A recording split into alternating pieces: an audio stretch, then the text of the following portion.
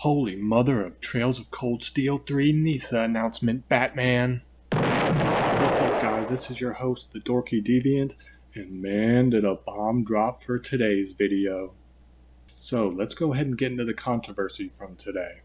My ping started blowing up on the Thursday before PAX South 2019 with news that Nippon Ichi Software of America has announced that they are doing the localization of The Legend of Heroes Trails of Cold Steel 3 exclusively on the PS4 in fall 2019.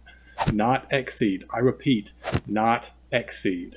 To the ire of many fans, Xseed's top-tier localization quality is not going to be present for the Trails of Cold Steel 3 release.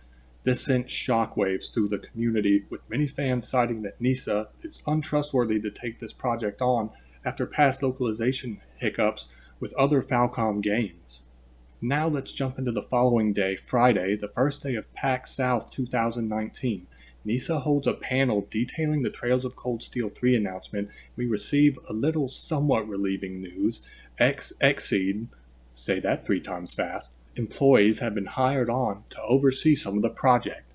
It's not known how long the project has been worked on or when these staffers were brought on, but we do know that Chris K., I'll go ahead and spare everyone me butchering this man's last name out of respect, Ryan Thompson, and a community favorite, Brittany Avery, have been hired, all of which previously worked on the series during their time at Xseed. Their roles on this project are as follows. Ryan will be working on the translation and proofing, Chris will be a consultant and editor, and Brittany a localization producer, freelance editor, and providing voice casting and recording support. This is great news and a gesture towards the right direction, but fans can't help but ask themselves, will the series still be the same under NISA's notorious upper management? And will enough time be provided to translate the some 1,100,000 or more words of dialogue in the Trails of Cold Steel 3 script? Reference the comparisons on screen for how much dialogue is in this game. And wow, it's bigger than the Lord of the Rings books, the Witcher 3 script, and all 7 Harry Potter books. The panel at PAX South seemed emotionally invested and excited, but can they make a comparable product that fans will be satisfied with and that will feel familiar to the quality in which we are used to under Xseed? Oh, and another thing, remember my other video detailing the PS4 releases of Trails of Cold Steel 1 and 2 that are coming out? Well, lo and behold, those releases are still coming out from Xseed. So this means we're getting the first 2 Trails of Cold Steel games from Xseed and the Trails of Cold Steel 3 from NISA all in the same year. Wow, what madness is this? I also want to note that the companies seem to be keeping the peace among one another and showing the proper respect, as we have this unusual situation that the series shifts to NISA's localization.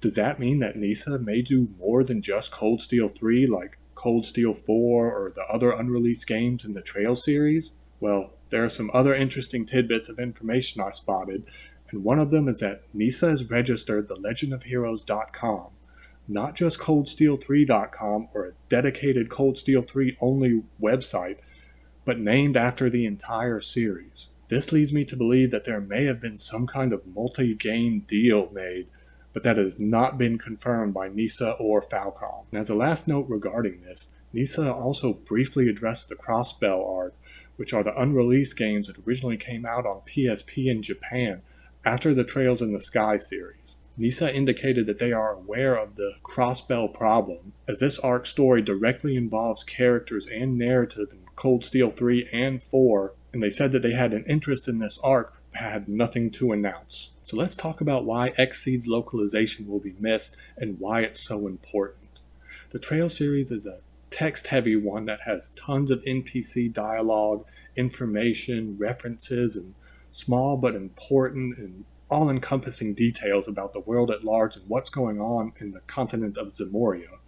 Whether it be word of mouth about important characters among the townsfolk or what the neighbor had for dinner last night, these details can be easily looked over for translators because often it can be confusing which character or subject is being talked about and in what context and how many branches of dialogue there are. There is so much of this kind of thing within the series that there is something called the Trails Bible, which is a record of the references and foreshadowing of all the characters, events, and subject matter dating all the way back to the first Trails in the Sky game. And without extended knowledge of this, these details can be easily looked over, and this is why Xseed was so loved, because they nailed these little nuances in stride. So let's go over what's good about the series shipped over to NISA. NISA sports superior merchandising and marketing. This isn't really actual gameplay and localization quality stuff, but rather their ability to have more merch available and ability to market their games to the general public. Also, we have never seen this kind of merchandise we are seeing from NISA when Xseed was in charge of the series. Xseed felt more small and in-house with their approach, where NISA seems to be more industrial and wants to have other merchandise available, which just promotes the series more. And the NISA online store already has some merchandise available, and it looks cool. Which leads into my next point. Now let's talk about the versions of the game we're going to be getting. First up, the Trails of Cold Steel 3 Early Enrollment Edition. It costs $59.99 and comes with a physical copy of the game, a 5-song soundtrack, and a reversible softcover art book. Next is the Thor's Academy Edition. It costs $99.99, comes with a physical copy of the game, a hardcover art book, Symphony of Class 7 music CD, Einhall Keep Collector's Book, Steelbook, 5 postcards, and the coveted Mishy plushie. And this is only available on the NISA online store. I will leave links in the description to where you can buy and pre-order. Also of note is the fact that we have never gotten a glorified collector's edition like this one while Xseed was running the series, and I like what's included in it. Another one of the perks of NISA. Finally, despite all these questions and concerns, I'm still excited we're getting some iteration of this game on any platform here in the West. I'm cautiously hopeful about what the next batch of news about Cold Steel 3 and the series at large awaits from NISA. The truth is, the news is bittersweet, but we will ultimately have to hold final judgment of the localization until the game is out and we can see what work they've done. With all respect to both sides, all parties involved, whether it be Xseed or NISA, to get the Trails of Cold Steel games out on PS4 this year. PS4 owners are in for a heck of a ride this year with the first 3 Cold Steel games coming out.